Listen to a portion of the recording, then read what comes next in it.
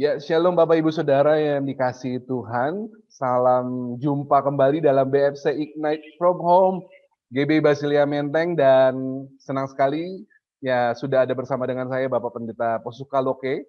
Ini adalah dosen saya waktu masih di Sati, dan beliau masih mengajar sampai hari ini di STT Satya Bakti Malang. Dan hari ini kita akan diberkati oleh beliau yang akan mengajar kita tentang satu topik, yaitu True and False Self. Jadi apakah itu? Nah, kita akan sama-sama perhatikan pembelajaran kita hari ini dari awal sampai akhir, diperhatikan dengan seksama, dan kita akan mendapatkan berkat dari pengajaran yang akan disampaikan pada malam hari ini. Ya, mari persiapkan hati kita, persiapkan tubuh kita, konsentrasi untuk kita bisa sama-sama mendengar pengajaran dalam BFC Ignite from Home pada saat ini. Dan jika ada Bapak Ibu Saudara ingin bertanya, silakan memberikan pertanyaan di kolom komentar YouTube channel BFC Menteng, dan narasumber kita ya Pak Posuka Loke yang akan menjawab dari pertanyaan-pertanyaan yang mungkin yang masuk di dalam channel YouTube BFC Menteng. Dan kita akan buka di dalam doa terlebih dahulu untuk memulai acara kita pada saat ini. Silakan Bapak Pendeta Victor yang sudah ada bersama dengan kita juga berdoa, memimpin doa untuk membuka acara ini. Baik, mari kita satu di dalam doa. Bapa di dalam surga, pada malam hari ini kami bersyukur pada Tuhan buat kesempatan kami boleh belajar sekali lagi. Tuhan memberkati Pak Pendeta Posuka Loke, kiranya Tuhan tolong hamba-Mu yang akan mengajar kami pada malam hari ini.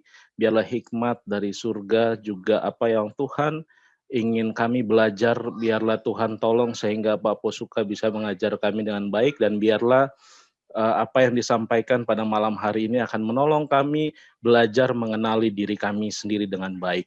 Puji nama-Mu, kami berdoa dan bersyukur untuk anugerah dan kebaikan Tuhan. Dalam nama Yesus kami berdoa. Amin. Amin. Iya, terima kasih Pak Victor. Waktu selanjutnya saya langsung serahkan kepada Bapak Pendeta Posuka Loke untuk mengajar kita pada malam hari ini. Silakan Pak. Ya, sesi kita pada malam ini mengenai true and false self. Apa itu true and false self? Dalam sesi ini kita akan melihat diri kita bukan hanya dari satu sisi saja, namun kita melihat dari sisi-sisi yang lain, termasuk nanti kita akan melihat bagaimana kita melihat bukan hanya di dalam terang Alkitab, namun juga melihat diri kita sebagai manusia. Apa maksudnya melihat diri kita sebagai manusia? Yaitu melihat dimensi-dimensi emosional dari diri kita. Karena kita ini manusia holistik, kita tidak hanya bisa berbicara mengenai hal-hal berkaitan dengan spiritualitas semata, tanpa kita mengenali dimensi diri kita sebagai seorang manusia. Sehingga kita bisa melihatnya secara bersama, yang akan menolong kita untuk bertumbuh jadi lebih baik cara emosi kita. Kita bicara true and false self, kita berrelasi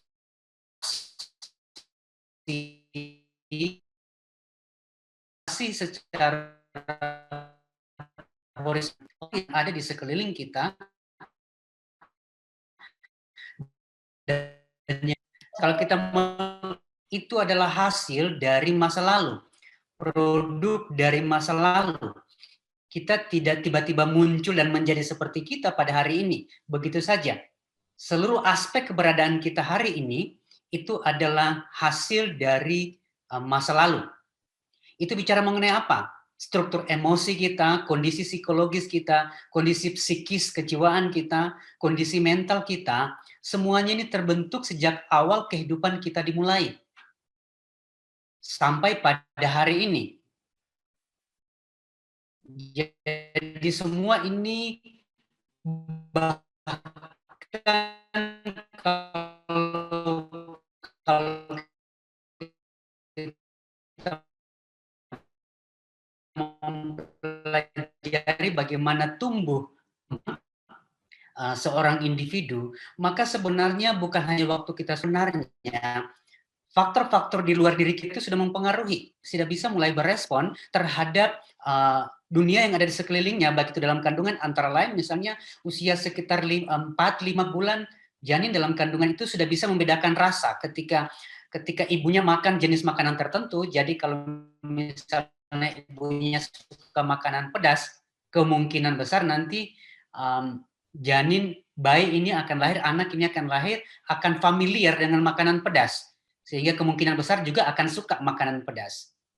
Usia kandungan sekitar 7-8 bulan, 6-7-8 bulan, bayi sudah bisa membedakan. Kalau misalnya dalam kandungan bapaknya sudah sering menyapa anaknya masih dalam kandungan, maka bayi anak ini lahir akan familiar, akan akrab dengan suara bapaknya. Bukan hanya itu saja, kondisi emosi ibu ketika sedang mengandung itu juga pada akhirnya akan mengaruhi, terpengaruh dengan kondisi emosional si ibu. Dengan kata lain, dia bisa mendownload kandung. Waktu kita lahir pun relasi-relasi kita, khususnya yang pertama waktu kita lahir dengan orang tua, pertama dengan ibu, dan orang tua khususnya ibu dan bapak, lalu kemudian kita bertumbuh dengan lingkungan di sekeliling kita. Nah, situasi-situasi yang ada di sekeliling kita itu mempengaruhi dan membentuk siapa kita pada hari ini. Dan kenyataannya memang kita hidup di tengah-tengah dunia yang tidak sempurna. Orang tua kita tidak sempurna.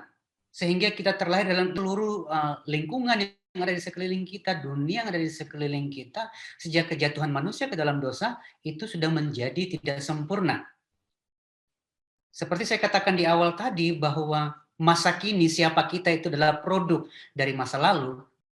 Kenyataannya masa lalu tidak dapat diubah. Namun yang bisa kita ubah adalah dampaknya, efeknya pada masa kini. Disinilah pentingnya kita mengenali diri kita dan berproses di situ. Bukan hanya berproses secara rohani, namun juga kita memproses diri kita secara emosional. Karena kita manusia ini holistik, tidak bisa dikotak-kotakan antara yang rohani dengan yang jasmani, yang emosional tidak bisa dikotak-kotakan. Sehingga ini saling mempengaruhi. Dengan kata lain, relasi kita dengan Tuhan itu juga akan sangat dipengaruhi oleh kondisi emosional kita. Disinilah pentingnya mengapa kita perlu mengenali diri kita. Dengan demikian, kita bisa mengenal Allah, mengenal kebenaran dengan lebih baik. Dan kondisi relasi dengan diri kita secara internal, bagaimana kita melihat diri kita, self-talk, apa yang biasa kita percakapkan dengan diri kita sendiri, ini akan menjadi pola dalam semua jenis dan level relasi yang lain secara eksternal. Kita berrelasi dengan dunia di sekeliling kita melalui filter relasi dengan diri kita sendiri. Itu sebabnya kalau kembali kepada nats yang saya singgung di awal tadi, di situ Tuhan Yesus mengatakan kita mengasihi sesama, ukurannya apa? Mengasihi sesama seperti kita mengasihi diri sendiri. Karena itu yang menjadi polanya. Dan relasi kita secara internal dengan diri sendiri juga akan menentukan bagaimana kita berperilaku. Seksi spontan kita atau pola-pola perilaku, habit tertentu itu tidak muncul begitu saja. Reaksi-reaksi spontan kita itu sebenarnya muncul dari mana? Muncul dari struktur emosi secara internal, kita sadari atau tidak. Default kita, reaksi otomatis kita itu sebenarnya di dalam diri kita. Itu sebabnya kadang-kadang kita menjumpai kenyataan di mana secara rasional, secara kognitif kita maunya melakukan ini, tapi yang kita lakukan berbeda. Apakah itu familiar? Seperti pernyataan Rasul Paulus. Yang baik yang ingin dilakukan, namun sebaliknya yang dilakukan. Kok bisa begitu? Bukankah secara kognitif kita tahu kebenaran? Tapi apa yang terjadi? Kok yang kita lakukan itu kebalikan dari itu? Karena apa? Reaksi spontan kita, tindakan-tindakan kita, pola-pola perilaku kita, itu muncul dari dalam struktur di dalam diri kita secara emosional. Nah, ini menjadi penting untuk kita mengenalinya.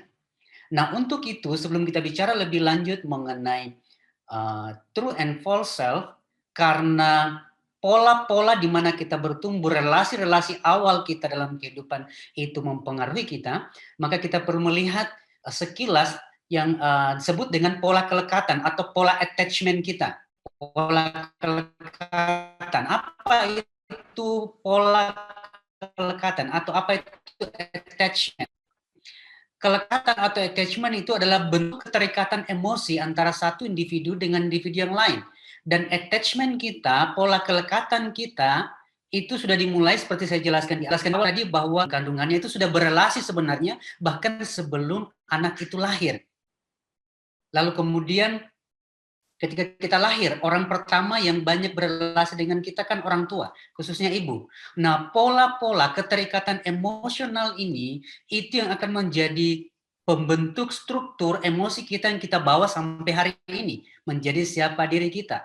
Dan kelekatan, keterikatan emosional yang berawal dari kedekatan secara fisik ini, ketika itu menjadi sebuah pola yang konsisten, itu akhirnya akan menjadi sebuah pola emosional pada akhirnya. Afeksi secara emosional. Nah, itu berarti kalau pola kelekatannya baik, pola kelekatannya itu secara wajar. Dengan kata lain, relasi ibu dan anak itu bertumbuh secara wajar. Dengan kata lain, ibu bisa memenuhi atau orang tua bisa memenuhi kebutuhan anak yang sebagaimana seharusnya. Kita terlahir dengan kebutuhan-kebutuhan dasar. Kebutuhan apa saja itu? Ya. Kebutuhan akan rasa aman, secure, ya. Kasih sayang. Itu adalah kebutuhan-kebutuhan dasar kita. Ketika kebutuhan-kebutuhan ini tidak terpenuhi, yang mana dipengaruhi oleh pola kelekatan dalam keluarga, maka pada akhirnya itu akan berdampak untuk jangka panjang pembentukan emosi seseorang sampai dewasa. Contohnya misalnya seorang bayi, anak yang kemudian cenderung diabaikan, dicuekin, akan membentuk pola-pola kelekatan, pola attachment yang kemudian akan mempengaruhi struktur emosinya hingga dewasa pada akhirnya. Secara umum, pola-pola kelekatan yang umum kita jumpai, yang terbentuk dari masa kita lahir sampai kemudian kita bertumbuh dewasa, yang kemudian itu akan terwujud dalam perilaku kita, dalam cara-cara kita berrelasi waktu kita bertumbuh. Pada umumnya ada 4 pola kelekatan. Yang pertama itu pola kelekatan secure attachment. Yaitu bicara mengenai kelekatan atau attachment yang aman dan saling percaya. Yaitu seharusnya ketika digendong oleh ibu meresponi dengan baik, maka kemudian anak akan bertumbuh dengan merasa aman. Ketika dia haus, ketika dia lapar, ketika popoknya basah, atau bahkan ketika dia sebenarnya hanya ingin disentuh oleh ibu, dan orang tua memberikan itu, maka akan membentuk pola kelekatan yang aman. Sehingga nanti akan bertumbuh, kita akan lihat lebih lanjut nanti, akan mempengaruhi pertumbuhan secara emosional dan mempengaruhi perilaku pada akhirnya. Nah, pola ini terbentuk sejak awal, sejak kita lahir. Atau jenis pola kelekatan yang kedua yang disebut dengan fearful. Pola yang kedua ini berbicara mengenai individu yang tidak ingin membuat kelekatan karena takut. Bisa jadi bertumbuh dengan pengalaman traumatik. Misalnya ibu yang kasar, bayinya nangis, bayinya malah dibentak-bentak. Padahal bayi menangis itu mengungkapkan kebutuhannya, bayi kan belum bisa ngomong. Untuk mengungkapkan ada kebutuhannya, entah itu haus, lapar, kedinginan, kepanasan, atau tidak nyaman, dengan menangis. Nah, ketika orang tua berespon dengan tidak semestinya untuk memenuhi kebutuhan itu, bisa jadi yang kedua ini yang terjadi. Sehingga bertumbuh menjadi individu yang takut untuk mendekat, membangun hubungan-hubungan yang dekat. Karena apa? Pola kelekatan tadi mempengaruhinya. Jenis yang ketiga itu disebut dengan preoccupied. Yang ketiga ini sebenarnya ingin membangun relasi, namun takut karena pengalaman-pengalaman traumatik tadi. Sedangkan yang keempat, menginginkan ada hubungan, ada relasi, ada koneksi, Tapi ketika orang mau mendekat, justru menolak, dismissive.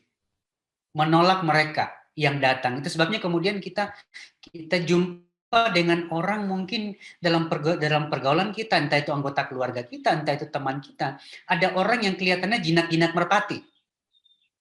Kelihatannya mau bersahabat, mau berteman, mau dekat, tapi ketika orang mendekat, dia justru seperti menutup diri, menjauh. Bisa jadi pola kelekatannya kategori yang keempat ini, di mana semua pola-pola kelekatan ini sangat dipengaruhi oleh hubungan-hubungan di awal, yaitu hubungan dengan ibu, hubungan dengan orang tua, yang kemudian akhirnya mempengaruhi relasi kita sampai hari ini kita bertumbuh sebagai individu. Apa signifikansi dari pola-pola kelekatan ini? Khususnya kalau kita bicara mengenai pola kelekatan yang secure, pola kelekatan yang aman. Mengapa itu menjadi penting? Karena ketika seseorang bertumbuh dan pola attachment-nya atau pola kelekatannya itu secure attachment, maka itu akan menimbulkan rasa percaya diri. Dia tidak akan takut untuk berelasi. Akan berelasi dengan orang, akan tampil dengan percaya diri karena dia merasa secure. Bukan hanya waktu dari masa bertumbuh sampai kemudian menjadi orang yang percaya diri. Bukan minder. Individu itu bertumbuh menjadi pribadi yang mampu membina hubungan yang baik dengan orang lain. Bisa berelasi dengan baik. Karena bertumbuh dengan pola yang secure, pola yang aman. Menumbuhkan kedisiplinan. Pola tadi, kita kemudian kalau tidak secure, insecure attachment itu bisa kemudian memunculkan pola-pola yang lain untuk kita mengelola diri kita. Lalu kemudian bisa mempengaruhi pertumbuhan intelektualitas kita, pertumbuhan psikologis, dan pada akhirnya, seperti saya sudah singgung dari awal tadi, bahkan pertumbuhan spiritualitas kita. Karena pola-pola ini akan mempengaruhi berbagai aspek kehidupan kita pada akhirnya. Lalu kemudian selanjutnya, pertanyaannya adalah, siapa kita? Pola-pola semacam apa yang berkembang di dalam diri kita? Kalau kita melihat tadi pola-pola kelekatan itu lalu mempengaruhi kita, orang tua mempengaruhi kita, dan lingkungan mempengaruhi waktu kita bertumbuh. Pertanyaannya, siapa kita pada akhirnya? Di dalam pola-pola ini kita masuk kategori yang mana? Bagaimana kita berelasi dengan orang di sekeliling kita, dan bagaimana kita berelasi dengan Tuhan? Apakah kita berelasi dengan Tuhan dengan rasa takut? Rasa takut yang tidak sehat misalnya. Sehingga misalnya kemudian karena kelelahan, sehingga kemudian terlambat bangun pagi, lalu kemudian tidak sempat saat teduh, lalu kemudian sepanjang hari merasa begitu berdosa. Seolah-olah Tuhan sudah akan mengirim petir dari langit. Sehingga waktu keluar rumah kemudian kaki tersandung, kepleset, saya. Apakah begitu? Itu kan berarti berelasi dengan ketakutan pada akhirnya. Tuhan seperti monster yang menakutkan, yang kalau kita salah sedikit saja, petir menyambar. Nah, pola berelasi dengan Tuhan semacam itu kan bukan hanya dipengaruhi oleh pemahaman teologis, tapi juga muncul dari kondisi emosional kita. Pola-pola kelekatan yang berkembang tadi. Demikian pula dalam relasi-relasi kita dengan orang-orang di sekeliling kita. Nah, kalau bicara mengenai siapa diri kita, seringkali kalau kita memperkenalkan diri kita, kita berjumpa dengan orang lain, kita memperkenalkan diri kita, ketika kita ditanya siapakah diri kita, siapakah saya, maka kita biasa akan pasti memperkenalkan nama. Kalau bicara mengenai siapa saya, bicara mengenai gender, ras, agama, mungkin tinggi badan, berat badan, peran-peran kita, saya seorang pegawai, dan berbagai hal yang lain. Namun pertanyaannya, apakah betul itulah kita? Kalau kita bukan lagi dosen, apakah kemudian kita kehilangan identitas kita? Siapa kita? Atau kalau kemudian misalnya berat badan kita berubah, apakah kemudian kita kehilangan identitas kita? Siapa kita? Dan hal-hal yang semacam itu. atau keyakinan-keyakinan kita. Kadang-kadang kita mendeskripsikan diri kita berdasarkan keyakinan, pemikiran, mood kita. Oh, saya mah orangnya begini, saya orangnya cenderung emosional, atau saya orangnya pemalu. Nah, untuk itu ketika berbicara mengenai siapa kita akan melihat bagaimana kita mengenali diri kita, melihat diri kita yang otentik dan diri kita yang semu. True self, otentik, atau false self, diri yang semu. Apakah ini dua hal yang saling bertentangan, atau ini adalah dua hal yang sebenarnya ada dalam diri? Bicara mengenai diri semu, nah diri semu ini atau false self ini kita akan menjumpai kadang-kadang dia terlihat dengan jelas, namun kadang-kadang sulit untuk dikenali. Contohnya bagaimana? Ada orang yang minder, tertutup, pemalu. Lalu kemudian agak sulit kemudian dibedakan apakah karena memang orang ini memang bawaan lahir karakternya introvert yang lebih tertutup, ataukah sebenarnya karena struktur kelekatan di dalam dirinya, misalnya yang kita pelajari di awal tadi, pola kelekatan yang misalnya insecure, sehingga kemudian menjadi minder, menjadi pemalu, menjadi tertutup. Kadang-kadang bisa jelas terlihat diri semua ini, kadang-kadang bisa tidak terlihat di balik kepribadian kita.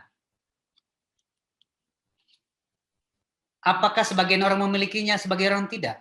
Semua kita sebenarnya memiliki diri semu ini.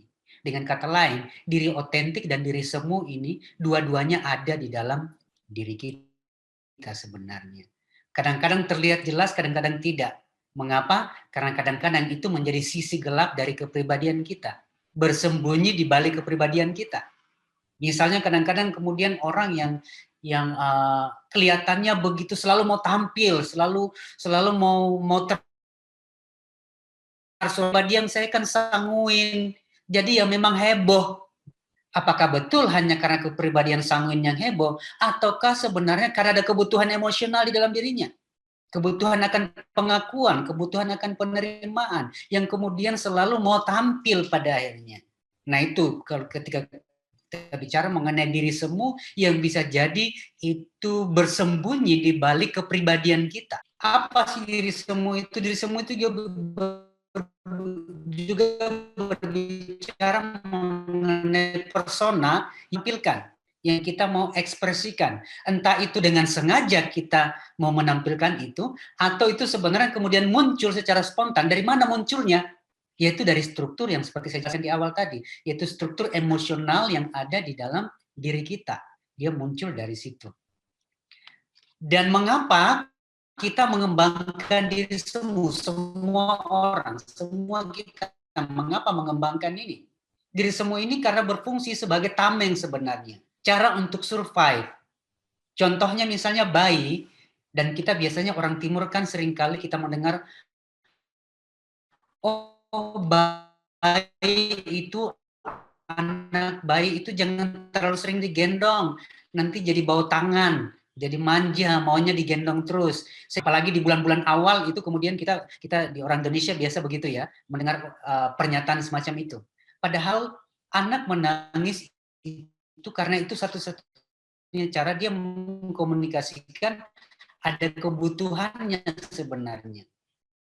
Bukan karena sekedar mau manja, apalagi dalam bulan-bulan pertama di dalam hidup. Nah, ketika dia menangis, diabaikan, apa yang terjadi? Anak itu kemudian walaupun mungkin dia nggak nyaman, dia diam saja, tidak lagi menangis. Lalu kemudian orang tua berkata, tuh kan, benar kan, diam dengan sendirinya, tenang dengan sendirinya. Bayi tersebut sudah membangun tameng sebenarnya untuk survive. Karena apa? Percuma menangis, tidak ada yang meresponi. Sehingga kemudian dia menjadi diam bukan karena dia sudah menjadi penyabar, dia menjadi diam karena kemudian itu naluri alamiah sebagai makhluk hidup untuk kemudian akhirnya untuk survive. Nah, diri semu itu berfungsi muncul untuk tujuan itu sebenarnya. Dan kita mengembangkan pola-pola itu seumur hidup kita. Mengapa kita mengembangkan pola itu? Ya karena itu insting alamiah kita untuk survive dalam hidup. Karena apa? Orang tua kita tidak sempurna. Sehingga kebutuhan-kebutuhan dasar kita tidak terpenuhi secara sempurna. Dan cara untuk kita survive kemudian dengan mengembangkan dimensi ini pada akhirnya.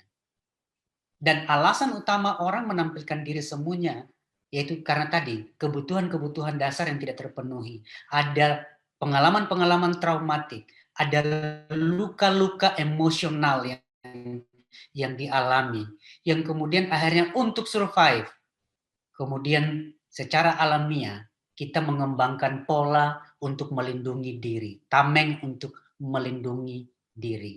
Maka disitulah kemudian diri semu terbentuk pada akhirnya. Namun selain itu juga tentu ada pengaruh lingkungan di sekeliling kita. Dalam kata lain misalnya kultur. Kultur di sekeliling kita juga ikut mempengaruhi. Itu sebabnya kita semua sebenarnya memiliki diri semu ini. Karena itulah cara kita berrelasi dengan dunia di sekeliling kita. Saya kasih contoh misalnya. Kalau ke gereja misalnya, keluarga hamba Tuhan punya anak, lalu kemudian kalau anak jemaat misalnya datang kemudian respon si orang tua si pendeta ini apa? Oh nggak apa-apa, ya biasalah orang kecelakaan. Tapi ketika anaknya sendiri yang kemudian tanpa sengaja memecahkan piring, apa yang terjadi? Makanya lain kali hati-hati matanya taruh di mana? Kok bisa ada dua respon yang berbeda? Kepada anak jemaat, oh nggak apa-apa, nggak apa-apa. Tapi dengan anak sendiri, dihardik. Diri semu di situ muncul tadi kelihatan baik, padahal sama. Apa? Masalah relasi di situ. Nanti jemaatnya bisa tersinggung misalnya kalau anaknya dimarahi. Itu salah satu contoh bagaimana kemudian kita mengembangkan, kita tidak menjadi betul-betul apa adanya diri kita, yaitu diri otentik itu, karena hal-hal yang semacam itu tadi. Selain faktor-faktor yang memang struktur emosional di dalam diri kita, namun juga ada faktor-faktor eksternal juga yang turut mempengaruhi. Sebaliknya diri otentik itu bicara mengenai apa? Secara ringkas diri otentik itu bicara mengenai esensi kekal kita. Esensi kekal kita. Yaitu kita diciptakan di dalam sebuah gambar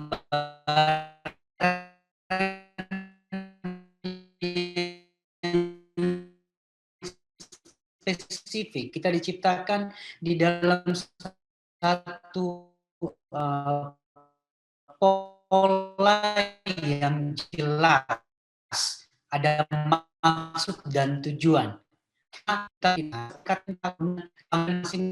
Ada destiny dalam Kejadian 1 ayat 26 di situ berbicara mengenai berfirmanlah Allah, baiklah kita menjadikan manusia menurut gambar dan rupa kita, supaya mereka berkuasa atas ikan-ikan di laut dan burung-burung di udara dan atas ternak dan atas seluruh bumi dan atas segala binatang melata yang merayap di bumi.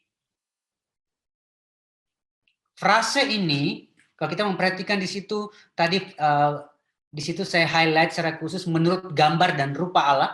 Kita diciptakan, manusia diciptakan menurut gambar dan rupa Allah. Maksudnya sebenarnya apa di sini?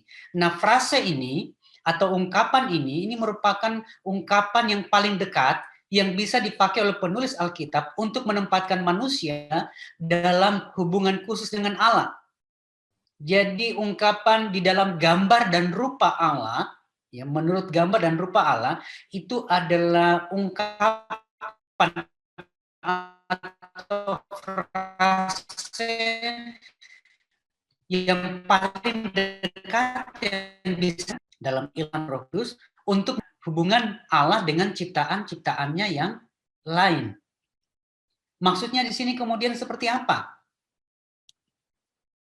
Kalau kita memperhatikan dalam ungkapan menurut gambar dan rupa Allah tadi, kalau kita melihat sedikit melakukan penyelidikan biblika di sini kita akan menjumpai kata gambar yang diterjemahkan dalam bahasa Indonesia itu diterjemahkan dari kata Ibrani tselem, Lalu kemudian kata tselem ini atau kata gambar ini dijelaskan lebih lanjut, dideskripsikan lebih lanjut oleh kata selanjutnya, yaitu kata demut, yang diterjemahkan rupa di dalam terjemahan Alkitab Bahasa Indonesia kita.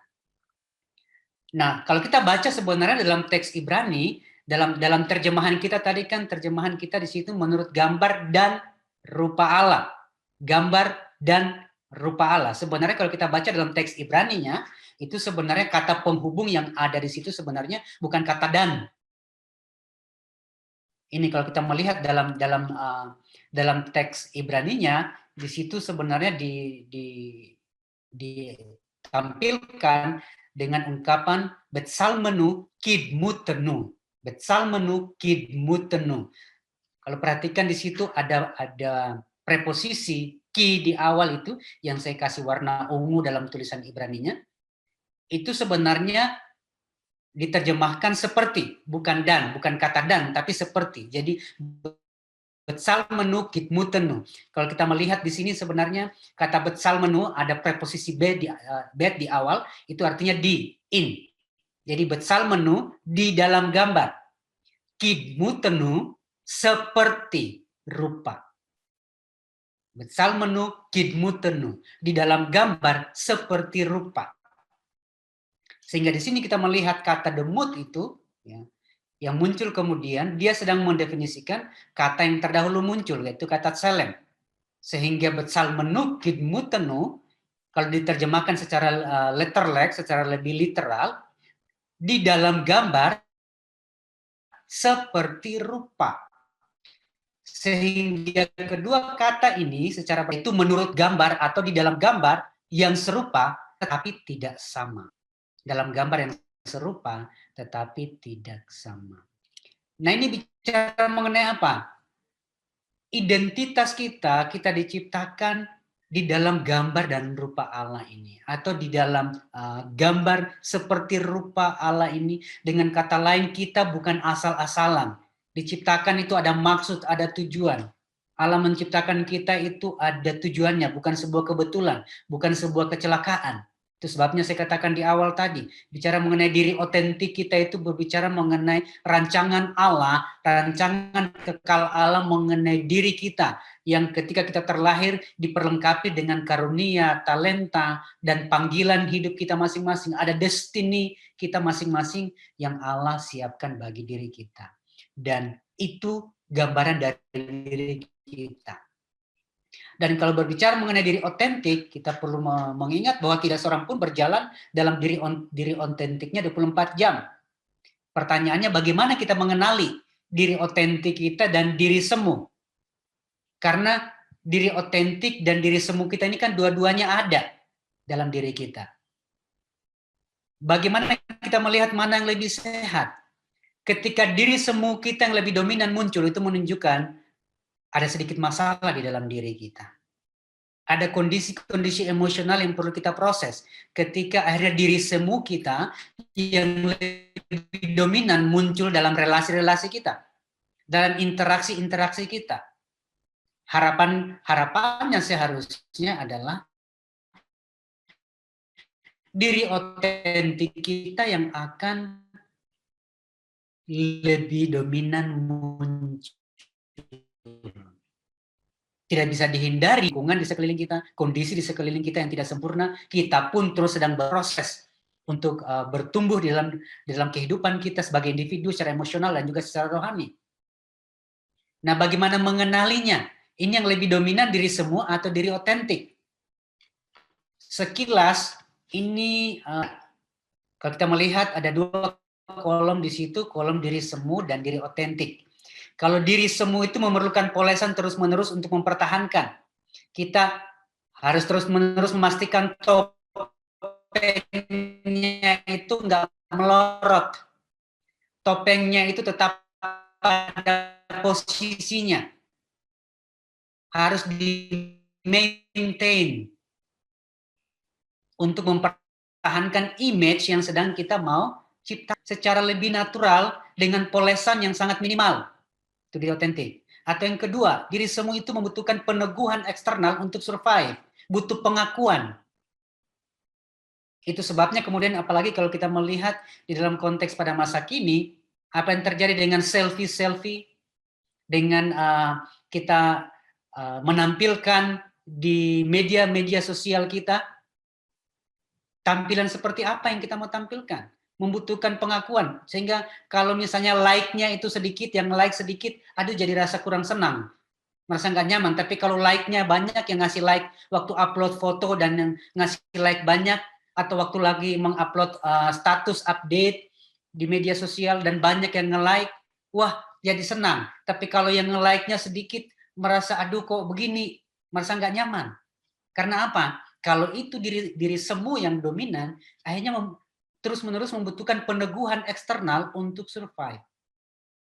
Sedangkan untuk diri otentik itu berfungsi secara lebih natural dengan bertumpu pada energi internal. Tidak terlalu bergantung kepada faktor-faktor pengakuan-pengakuan eksternal. Atau yang ketiga, siklus rasa rendah diri yang tidak berharga. Karena itu semu. Memang kelihatannya di luar tampilannya hebat, tampilannya oke, tapi deep inside sebenarnya di dalam dirinya itu selalu ada perasaan kurang, selalu ada perasaan minder. Karena apa? Yang tampil heboh di luar, yang tampil hebat di luar itu secara eksternal itu hanya topeng sebenarnya. Aslinya di dalam tetap merasa kurang, aslinya di dalam tetap merasa nggak cukup. Dan ini bukan hanya mempengaruhi bagaimana kita berelasi dengan orang-orang di sekeliling kita, termasuk dalam kita berelasi dengan Tuhan. Selalu merasa, aduh ini masih, kadang-kadang kita sulit membedakan, ini orang semangat melayani Tuhan, karena memang betul-betul ekspresi dari rasa syukur dan cintanya kepada Tuhan, atau karena butuh pengakuan dari Tuhan, butuh penerimaan dari Tuhan. Kalau diri semua yang muncul, itu dilakukan karena apa? Seolah-olah, aduh kalau saya nggak lakukan ini nanti Tuhan marah. Pernah mendengar pernyataan semacam itu? Saya kok curiga itu muncul dari diri semu.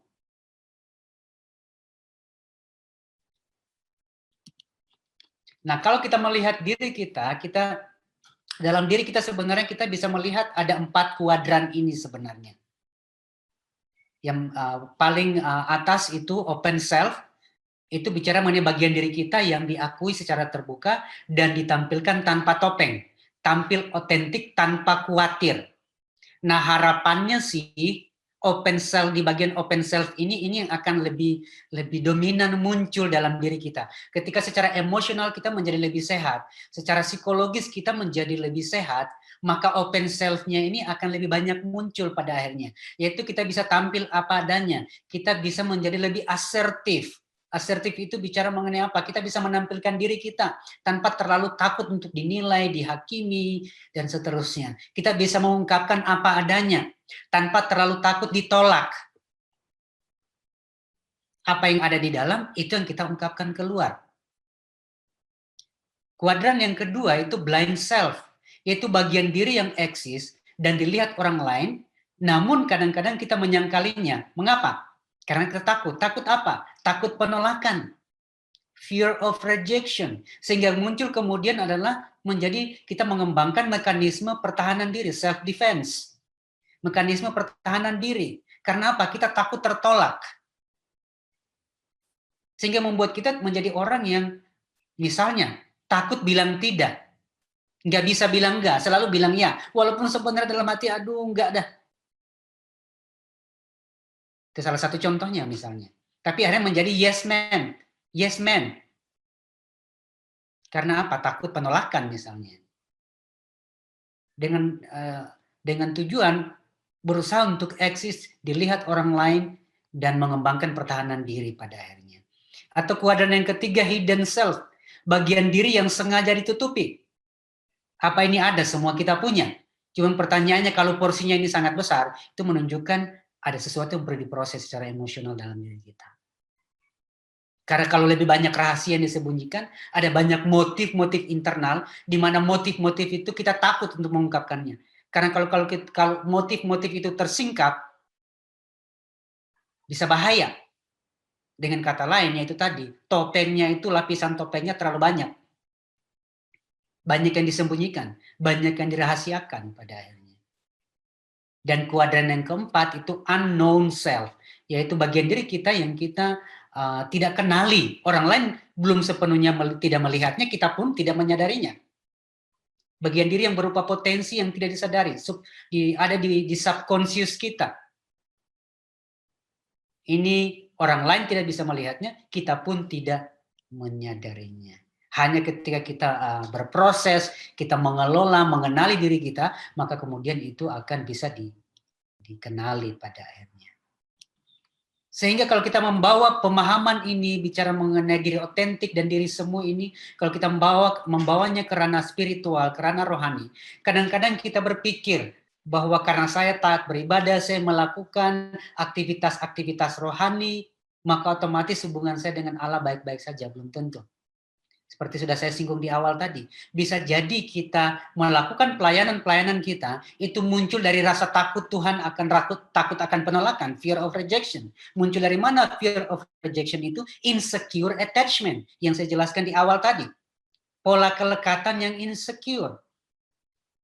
Sehingga seperti yang saya jelaskan di awal tadi, ketika akhirnya terlambat bangun satu kali, lalu kemudian akhirnya buru-buru, sudah tidak ada waktu, tidak sempat saat teduh, lalu kemudian keluar rumah, kemudian kepleset, lalu kemudian mengatakan ini hukuman Tuhan buat saya.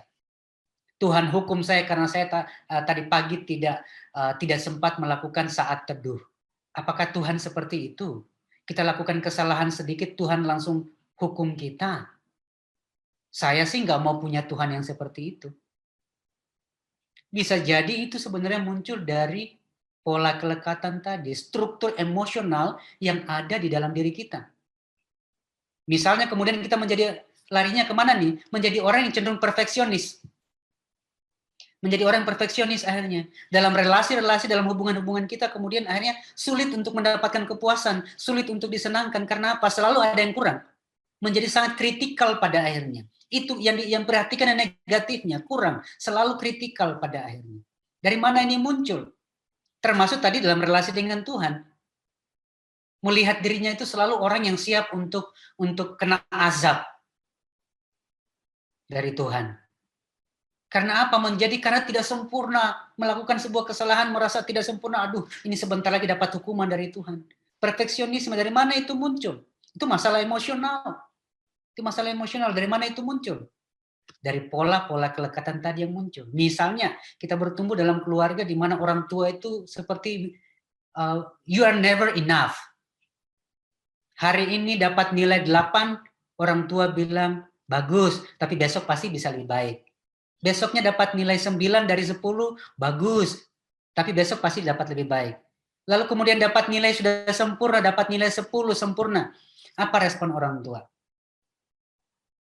Bagus, kamu pasti bisa mempertahankannya. Sehingga kemudian akhirnya selalu berusaha untuk mendapatkan peneguhan, afirmasi yang seperti kamu nggak pernah cukup, you are never enough. Sehingga apa yang terjadi? Kemudian akhirnya menjadi orang yang perfeksionis pada akhirnya. Bukan hanya dalam relasi-relasi pada akhirnya, tapi juga dalam relasi secara horizontal dengan orang-orang di sekeliling kita, namun juga termasuk relasi dengan Tuhan pada akhirnya. Sehingga kemudian yang dimunculkan, diri semuanya yang banyak muncul pada akhirnya. Diri semu yang muncul.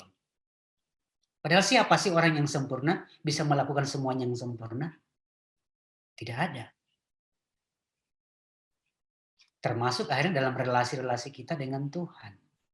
Nah, bisa melihat bagaimana kondisi emosional kita, bagaimana relasi dengan diri sendiri, itu mempengaruhi relasi dengan sesama, dan relasi dengan Tuhan. Seperti sudah saya jelaskan di awal tadi, yaitu kita ini holistik, kita manusia ini holistik. Tidak bisa dikotak-kotakan. Diri semu rohania kita, diri semu kita yang secara, kita kadang-kadang mengembangkan diri semu yang rohani. Bisa saja itu dimulai dari pengalaman yang otentik dengan Allah.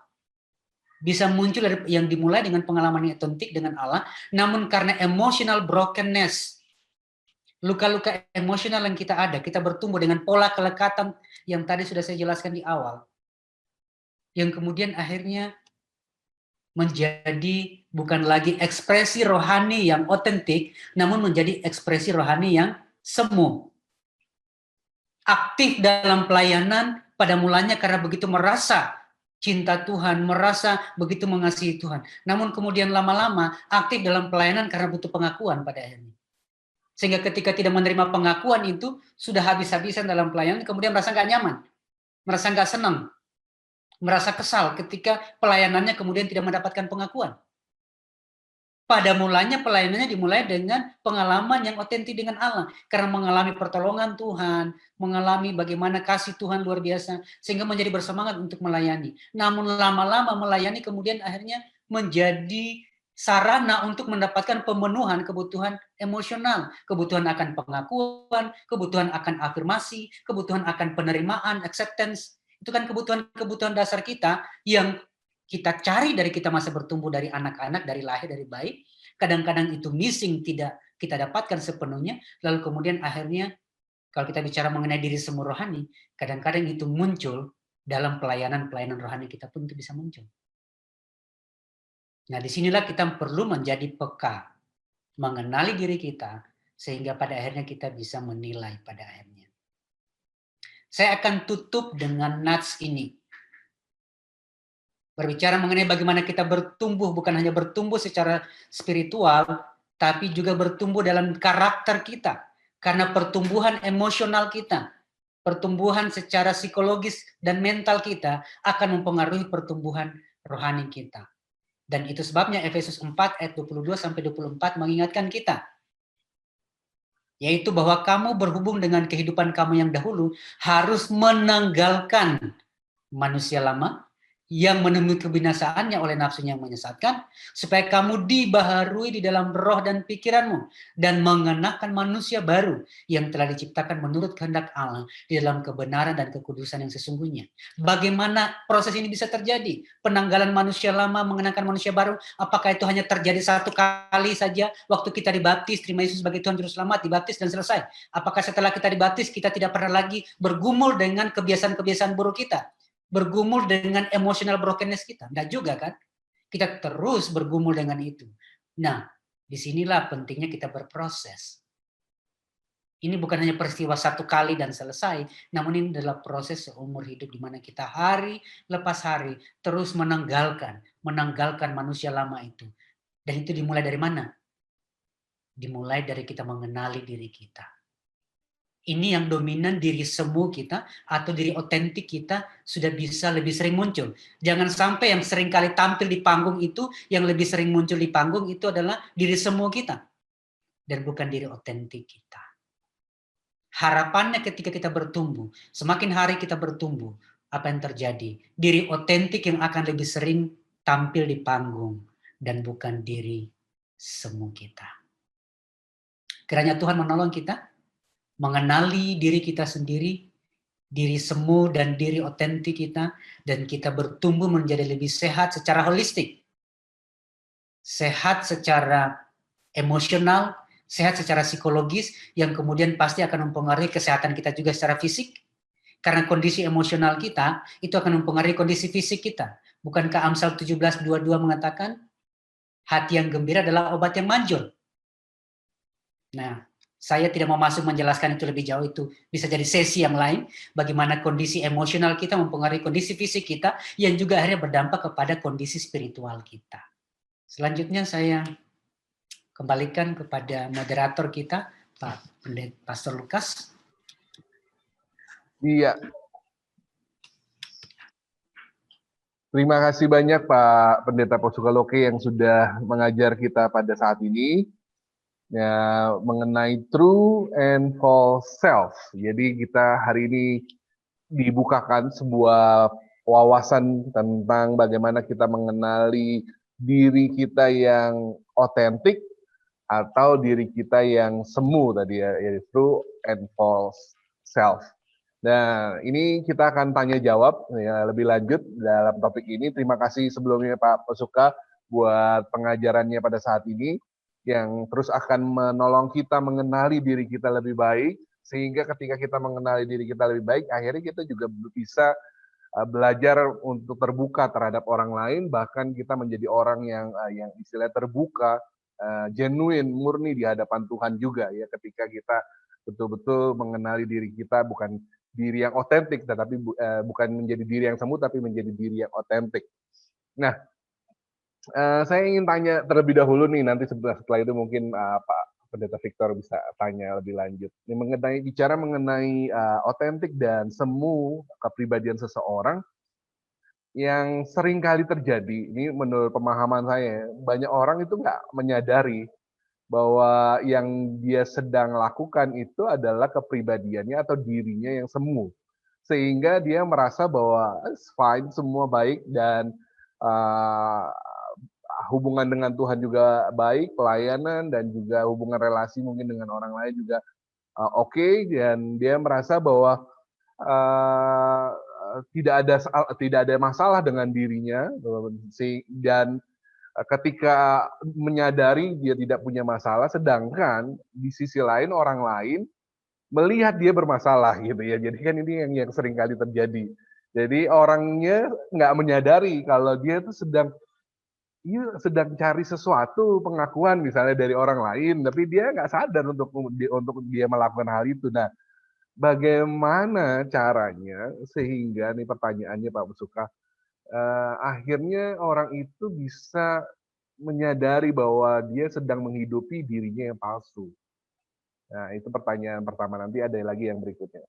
Silakan Pak Pos. Ya, memang menantang untuk kita menyuruh seseorang yang tidak merasa dirinya sakit pergi ke dokter. Dia akan mengatakan, saya nggak apa-apa, saya sehat kok, saya nggak ada masalah. Nah, memang kemudian di situ akan dimulai pasti dari orang-orang terdekat.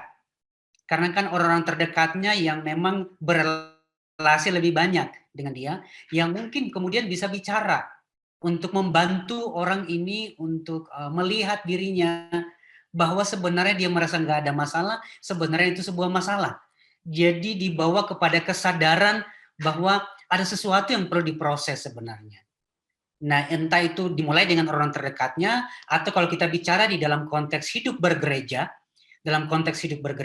bagaimana kemudian pengajaran-pengajaran kita yang akan menolong akhirnya orang tersebut akan menyadari ada kebutuhan sebenarnya di dalam dirinya, mengenali dirinya bahwa ternyata respon-respon saya selama ini ternyata ini adalah respon yang muncul dari diri semu, respon yang muncul dari luka yang ada di dalam diri. Mengapa itu muncul menjadi sesuatu yang dianggap normal? Karena itu dianggap sebagai sebuah proses untuk survive, seperti yang saya katakan tadi. Diri semu itu kan muncul karena sebagai sarana untuk survive. Contohnya misalnya orang yang perfeksionis. Orang sekeliling itu mengeluh, aduh ini orang ini kita nggak pernah ada yang benar deh di matanya dia. Pasti semuanya negatif yang dilihat, dikritik terus, critical. Tapi kalau dikasih tahu, kamu kok perfeksionis amat? Enggak, bukankah kita harus memberi yang terbaik buat Tuhan? Parah kan? Bahasanya rohani, kan kita harus beri yang terbaik buat Tuhan. Tidak menyadari bahwa dia menuntut yang gak masuk akal. Siapa sih yang akan selalu sempurna dalam hidup? Karena apa? Dia dengan dirinya sendiri itu juga gak pernah puas dengan dirinya sendiri. Menuntut dirinya terlalu tinggi sehingga dia pun gak pernah puas dengan dirinya. Sudah ada pencapaian-pencapaian dalam dirinya yang bahkan kemudian dia sendiri gak pernah puas. Saya selalu mengatakan ini, hanya orang yang terluka yang akan melukai orang lain. Orang yang tidak pernah puas dengan dirinya sendiri, dia juga tidak akan pernah puas dengan semua orang di sekelilingnya, termasuk dengan Tuhan pun dia nggak akan pernah puas. Karena saya katakan tadi, pola yang ada di dalam diri, pola itu lensa yang ada dalam diri, lensa yang sama kita pakai untuk melihat orang di sekeliling kita, lensa yang sama kita pakai dalam relasi kita secara vertikal dengan Tuhan. Nah, untuk membantu orang semacam ini memang sangat menantang. Yang pasti orang-orang terdekat perlu membantu, karena biasanya kan hanya orang terdekat yang berani ngomong apa adanya. Yang kedua, kalau kita bicara mengenai sebagai komunitas Kristen, sebagai komunitas tubuh Kristus, pengajaran di situ menjadi penting. Diharapkan dengan pengajaran, orang mulai menyadari. Ya seperti yang kita lakukan pada malam hari ini, dengan harapan ketika ada pengajaran-pengajaran semacam ini, orang akan menyadari akhirnya, oh iya kayaknya ini masalah deh. Saya pikir selama ini saya orang introvert, makanya nggak berani tampil. Ternyata itu minder. Minder itu muncul karena saya insecure, bukan karena saya introvert. Itu yang saya katakan tadi adalah the dark side of our personality. Sisi gelap dari kepribadian kita. Betul. Betul, orang yang introvert itu tidak banyak ngomong.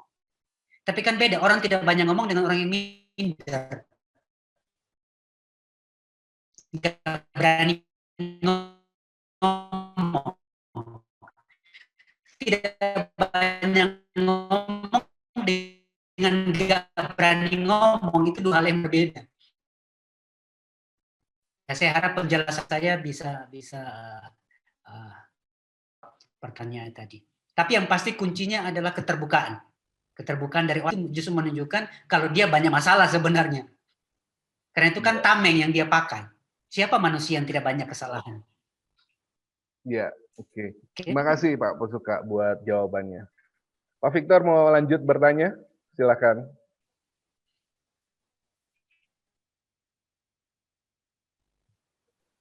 Ya, Pak Pos, terima kasih buat penjelasan Pak Pos yang saya pikir hanya mungkin baru tahu teorinya begitu ya. Dan begini Pak Pos, saya pikir kita semua sepakat bahwa kepribadian kita itu dibentuk oleh orang tua maupun oleh lingkungan sekitar kita. Sehingga terjadilah diri kita seperti sekarang. Nah, pertanyaan saya sekarang adalah begini Pak Pos, kalau ada orang tua misalkan dia ayahnya dulu, kakeknya dulu adalah dokter, kemudian ayahnya dokter, lalu dia juga mendoktrinasi anaknya, kamu harus jadi dokter. Karena kalau kamu jadi dokter, kamu akan punya uang banyak. Kalau kamu tidak jadi dokter, kamu tidak seberharga yang kamu pikirkan begitu. Nah, bagaimana seharusnya kita kan kita harus membentuknya kan dari sejak mereka masih anak-anak. Bagaimana kita seharusnya memunculkan kepribadian yang otentik itu, sedangkan kepribadian anak itu sendiri kan hasil perpaduan itu semua, lingkungan, orang tua dan sekolah dan lain sebagainya. Nah, bagaimana kita bisa memunculkan kepribadian anak yang otentik itu sehingga dia tidak merasa insecure, dia tidak punya hubungan yang tadi preoccupied, kemudian hubungan-hubungan yang justru dia takut untuk membuat hubungan karena ada nanti saya ditolak, nanti saya tidak diterima. Itu Pak Bos. Ya, kalau bicara mengenai personality itu kan kita bisa orang bicara mengenai kepribadian, bicara mengenai temperamen, ya temperamen. Nah, kita karakter itu istilah-istilah yang umum kita dengar ya, karakter, temperamen. Nah, secara sederhana karakter kita, temperamen itu kan kombinasi di mana kita dibesarkan dalam keluarga. Itu yang kemudian menjadi karakter kita. Ya. Misalnya ada orang memang terlahir, misalnya seperti saya katakan tadi, sanguin, yang lebih ekstrovert atau lebih introvert misalnya, itu kan bawaan lahir. Tapi juga orang introvert kalau kemudian walaupun memang cenderung lebih reserve, tapi kalau kemudian dibesarkan di dalam konteks keluarga yang memberi kesempatan untuk dia mengekspresikan diri, maka dia akan lebih percaya diri untuk tampil. Walaupun dia memang orangnya bawaannya memang introvert. Jadi pola didik dalam keluarga itu juga akan mempengaruhi. Memang pada dasarnya memang dia terlahir introvert. Tapi kalau dalam keluarga kemudian orang tua bisa mendidik, memenuhi kebutuhan-kebutuhan emosionalnya, diberi ruang untuk kemudian dia bertumbuh secara lebih sehat. Sekali lagi tidak ada orang tua yang sempurna ya. Good enough parents, yes. Perfect parents, no. Tidak ada perfect parents. Yang ada good enough parents.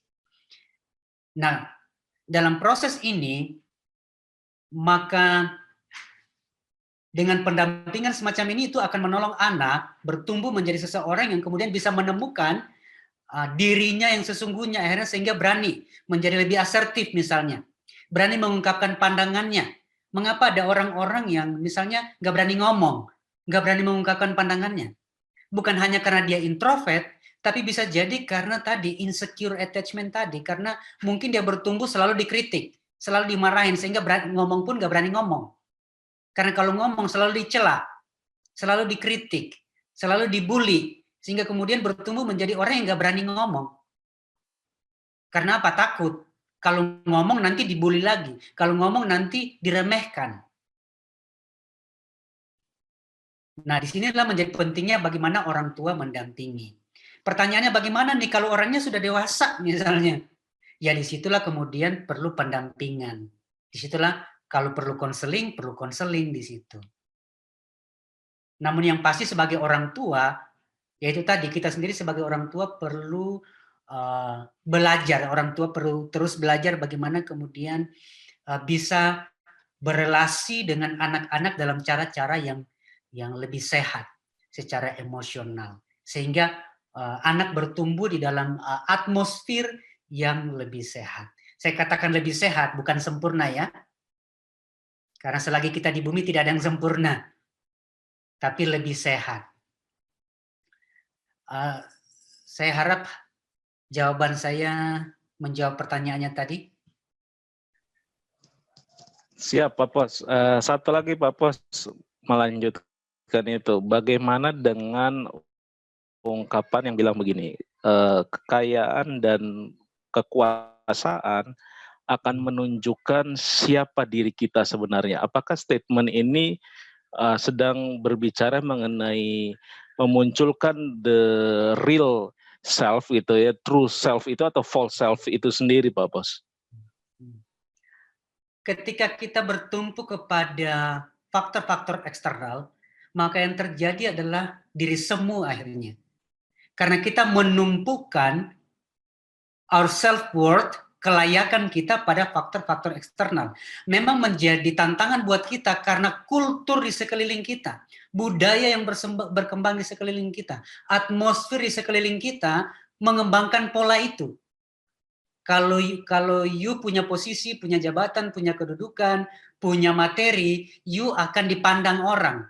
Walaupun you orangnya karakternya luar biasa, tapi kalau you nggak punya uang, you nggak punya posisi, nggak punya jabatan, cenderung akan diabaikan. Nah itu kalau kita menumpukan diri kita kepada standar-standar yang semacam itu, apa yang terjadi? Kita akan menjadi orang yang nggak pede akhirnya. Kita akan menjadi orang yang tidak memunculkan authentic self kita, yaitu apa itu authentic self kita? Kualitas kita, talenta, karunia kita. Akhirnya kita tidak bisa mencapai area destiny kita pada akhirnya. Sasaran dan rancangan Allah buat hidup kita. Karena apa? Kita begitu berkutat dengan tuntutan standar yang ada di sekeliling kita. Yaitu harus punya ini, harus punya itu, tampilannya harus begini, tampilannya harus begitu, baru kemudian merasa kemudian akan menerima respect, akan menerima penghormatan. Nah repot kalau begitu. Ketika itu hilang, apa yang terjadi? Kita kehilangan diri kita pada akhirnya. Namun kalau kita bertumpu kepada diri otentik kita, entahkah saya punya kekayaan, entahkah saya punya posisi, atau tidak punya posisi, atau sederhana saja, namun saya tahu saya punya potensi ini, saya bisa berkontribusi. Saya mungkin suaranya nggak bagus, nggak bisa memainkan instrumen alat musik, namun saya bisa melakukan hal-hal yang lain sebagai kontribusi saya dalam pelayanan misalnya. Sehingga tidak harus tampil di altar, tampil di mimbar baru kemudian melayani Tuhan. Dengan menjadi seorang pendoa syafaat, kalau memang itu panggilannya di situ, itu sama hebatnya dengan orang yang berkhotbah di mimbar, dengan orang yang tampil menjadi worship leader, dengan pemain musik yang handal. Kalau kemudian panggilan dan talenta karunia-Nya adalah mengunjungi, ya, menunjukkan perhatian dan hal semacam itu. Jadi kalau kita mengenali diri kita, maka kita menerima diri kita dengan paket yang ada, kita akan menjadi orang yang akhirnya menjadi maksimal. Pertama, kita nggak akan minder. Ya inilah panggilan saya, inilah jatah yang Tuhan beri buat saya memaksimalkan ini. Nah, untuk sampai di level itu, ada lapisan-lapisan pengalaman. Kita kan bertumbuh dengan pengalaman hidup, lingkungan, keluarga, lingkungan, masyarakat sekeliling kita, membentuk, meninggalkan scars, luka-luka itu dalam diri kita. Nilai-nilai itu yang kemudian perlu diuji. Nilai-nilai yang ada di sekeliling kita itu values yang dengannya kita dibesarkan itu perlu diuji. Pengujinya apa kan pertanyaannya itu. Kita mengujinya dengan apa, ya kan? Standarnya kalau begitu apa? Ya sebagai orang percaya, bagi kita standarnya adalah kebenaran firman Tuhan. Apakah memang kekayaan menjadi patokan nilai, value seseorang? Apakah posisi dan jabatan menjadi standar nilai, harkat seseorang? Apakah semua faktor-faktor eksternal itu menjadi syarat untuk seseorang bisa mengalami kebahagiaan dan kepuasan dalam hidup dan bisa berkontribusi bagi komunitas dan bagi Tuhan? Iya, menarik sekali. Ya, Pak Bos. Menarik. Nah, saya mau mempertajamnya lagi, Pak Bos. Maksudnya gini, tadinya seseorang waktu dia biasa-biasa saja, dia sederhana, dia punya karakter bagus, pelayanan juga bagus, semuanya berjalan dengan baik lah. Tapi begitu dia sampai di satu posisi, kemudian dia punya apa yang mungkin selama ini diimpikan, yang diharap-harapkan oleh orang tua dan lain sebagainya, lalu kemudian justru ini berubah gitu loh. Nah ini yang tadi saya maksudkan dengan ungkapan itu, bahwa kekayaan, kedudukan akan menunjukkan siapa kita. Nah apakah selama ini yang dihidupi adalah kehidupan semu, ataukah justru yang muncul kemudian itu adalah yang terus self-nya sendiri, ataukah justru sebaliknya, selama ini memang dia sudah baik, tapi karena itu semua akhirnya dia jadi nggak baik gitu loh. Nah itu gimana tuh Pak Bos? Saya pribadi melihatnya yang kelihatannya tadi itu di awal kelihatannya baik, kan kita biasanya yang diri semu itu kan kita mau tampilkan yang baik-baik. Karena apa kan topeng? Mana ada orang mau pakai topeng yang jelek? Pasti kan mau pakai topeng yang bagus. Lalu kemudian kalau muncul jeleknya lah justru itu yang asli, berarti topengnya sudah copot. Saya melihatnya dari sudut pandang itu. Karena orang pakai topeng tidak mungkin pilih topeng yang jelek, pasti pilih topeng yang bagus. Sehingga saya mengatakan yang di awal tadi karakternya baik, dan ramah, dan ini semua baik, pelayanannya luar biasa, bagi saya kalau kemudian waktu dia sudah punya posisi dan jabatan jadi berubah, jadi cuek, jadi songong gitu ya. Lah itu yang otentik justru. Berarti ada masalah dalam dirinya. Berarti yang manis-manis tadi itu topeng ternyata. Karena kalau yang baik itu adalah otentik, mau dia punya posisi, mau dia terkenal, menjadi seorang pelayan yang luar biasa, atau pelayan yang sederhana biasa saja, dia akan tetap sama, karena otentik. Dia akan tetap ramah, dia nggak akan berubah jadi songong, jadi belagu, merasa hebat, ya. Karena memang ya aslinya begitu. Jadi yang di awal yang bagus tadi itu topeng. Karena tidak ada orang mau pakai topeng jelek. Pasti topeng itu adalah untuk menampilkan yang bagus. Iya. Baik, makasih Pak Pos. Jadi seperti Pak Pos lah ya, dari dulu sekarang selamanya nggak berubah ya. Yesus sekali. Nah, Pak Pos, tadi saya sempat sempat jadi tertarik dengan yang autentiknya itu justru yang jelek. Nah, itu kan jadi ada sesuatu yang seperti berbeda dengan tadi penjelasan Pak Pos mengenai yang otentik itu, yang sebenarnya adalah sesuatu yang benar di dalam dirinya, dirinya yang sesungguhnya, dalam arti sesuatu yang benar gitu ya. Tetapi kalau seandainya otentik itu yang malah yang keliru, atau yang jahat, atau yang buruk, nah itu apakah itu juga bisa disebut otentik ya? Mungkin penjelasan saya tadi membingungkan ya. Dengan kata lain, yang aslinya dia sudah pakai topeng, tapi kemudian yang asli yang muncul itu adalah masih dalam bentuk survivalnya dia sebenarnya. Survivalnya yang sebenarnya tadi luka, jadi topengnya berlapis-lapis ya. Karena kalau kita kembali ke otentik tadi, itu adalah sesuai dengan yang rancangan Tuhan yang asli buat kita. Sehingga kemudian semuanya topeng sebenarnya pada akhirnya sih. Waktu dia baik tadi topeng, waktu muncul yang jelek juga itu topeng. Topeng dalam pengertian apa? Kembali ke topeng tadi, semut tadi, bicara mengenai survival. Kenapa dia kemudian menjadi songong, butuh pengakuan? Kenapa dia butuh pengakuan? Brokenness. Dia bertumbuh di dalam jadi akhirnya kemudian memilih topeng yang mana mau dipakai dengan tujuan survival. Dia tampil bagus tadi dengan tujuan untuk survive supaya bisa menaiki anak tangga. Supaya dapat peluang. Waktu sudah dapat peluang, kemudian akhirnya juga yang sebaliknya yang muncul. Apakah itu memang dia terlahir jahat, jelek? Enggak juga. Itu adalah produk dari luka-luka yang penjelasan saya di awal tadi, luka-luka dan pengalaman traumatik di masa lalu. Jadi ya topeng juga sebenarnya. Topeng itu dengan kata lain untuk apa? Untuk survive. Dengan kata lain orang ini belum betul-betul menemukan otentik dirinya sebenarnya. Iya, jadi pesannya pakailah topeng yang baik ya, jangan topeng yang jelek ya. Nggak bercanda Pak Bos. Ya, tapi ini saya perlu jelaskan, maksudnya gini, semua kita itu sebenarnya, apakah ada orang nggak pakai topeng? Nggak juga, semua kita pakai topeng. Kan saya katakan tadi, diri semu itu semua ada dalam diri kita. Semua kita punya diri semu. Hanya kan yang kita harapkan waktu kita bertumbuh, diri otentiknya lebih sering muncul di permukaan. Karena tadi tuntutan kultur kan, tuntutan kultur menuntut kita untuk juga mau tidak mau, kita sebenarnya nggak mau, tapi karena tuntutan situasi dan kondisi membuat kita mengatakan oke, tapi deep inside sebenarnya kita kalau bisa sih enggak. Tapi karena masalah kultur, masalah relasi, demi menjaga relasi kemudian kita bilang iya, tapi sebenarnya dalam hati kita sebenarnya dengan kata lain ada kompromi di situ. Namun sejauh mana kompromi itu kita lakukan, disinilah kemudian kita melihat ini kompromi masih dalam tahap yang sehat buat diri sendiri atau sudah nggak sehat. Yaitu ketika sudah menjadi nggak sehat, yaitu orang yang selalu yes, yes, yes.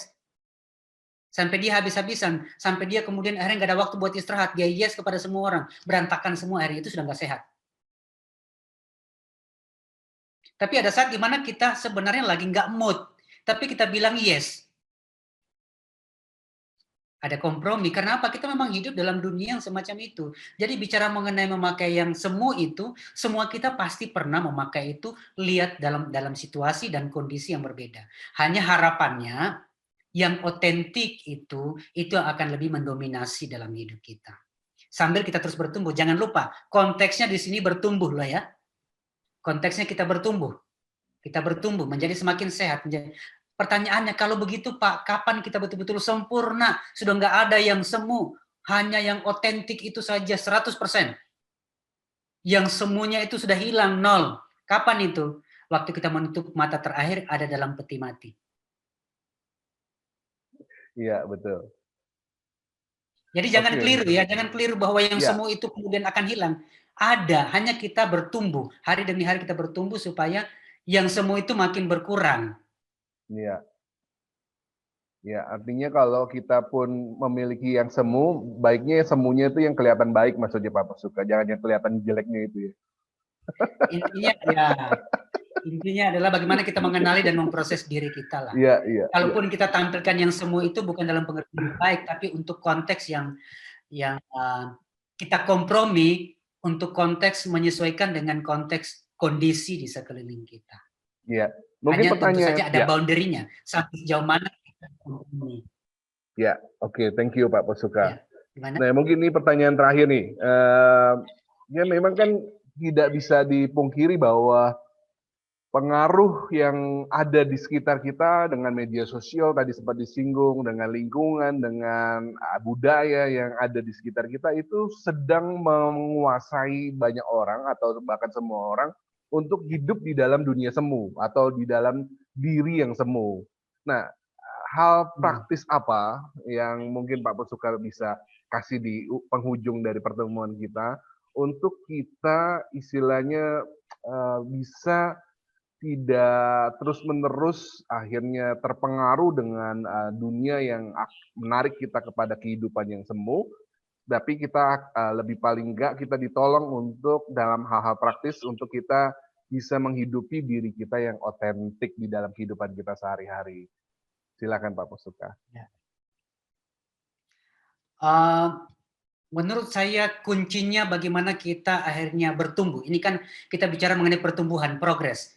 Menjadi the better us, menjadi diri kita yang lebih baik hari ini lebih baik dari kemarin, ya. Besok lebih baik dari hari ini. Nah, bagaimana caranya? Saya pikir saran praktis dari saya, kita mengembangkan yang namanya self awareness, kepekaan diri. Kita harus selalu menjadi peka dengan diri kita sendiri. Kok saya bereaksi begini? Kenapa saya bereaksi begini? Apakah memang seharusnya saya marah? Ataukah saya marah ini karena tertrigger? Saya merasa terhina. Kenapa saya merasa terhina? Mungkin karena saya takut dengan penolakan. Jadi waktu kita menjadi aware, kita menjadi peka dengan diri kita sendiri, respon-respon spontan kita, semua yang ada di sekeliling kita itu kan hanya trigger, pemicu. Respon spontan kita terhadap trigger itu yang menunjukkan struktur seperti apa yang ada dalam diri kita. Yang kita mau perbaiki kan struktur itu supaya lebih baik, lebih baik, lebih baik. Nah, bagaimana kita mengenali struktur mana yang mau diperbaiki, struktur mana yang sudah oke, yaitu kita harus menjadi orang yang self-awareness tadi, self-aware. Kepekaan kita terhadap diri sendiri. Ketika ada trigger, kemudian kita jadi kesel. Kita harus tanya kepada diri sendiri, kok jadi saya jadi kesel ya? Waktu orang itu ngomong begitu, kok saya kesel ya? Ada apa? Apakah karena memang orang itu memang nggak benar, atau saya yang kemudian kenapa saya jadi tersinggung? Misalnya seperti itu. Nah, self-awareness itu, kepekaan diri itu yang akan menolong kita akhirnya dalam relasi-relasi kita dan respon kita. Kalau terus-terusan misalnya kita ada trigger sedikit menyala, ada pemicu sedikit menyala. Nah, mungkin perlu bantuan di situ. Mungkin ada masalah dengan anger, ada masalah dengan kemarahan. Nah, kita perlu bantuan di situ. Konseling mungkin diperlukan di situ.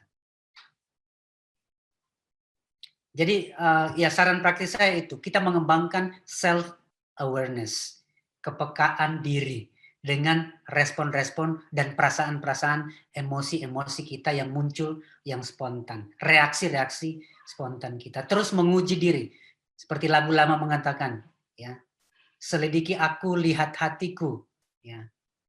Kita menguji diri kita, ya.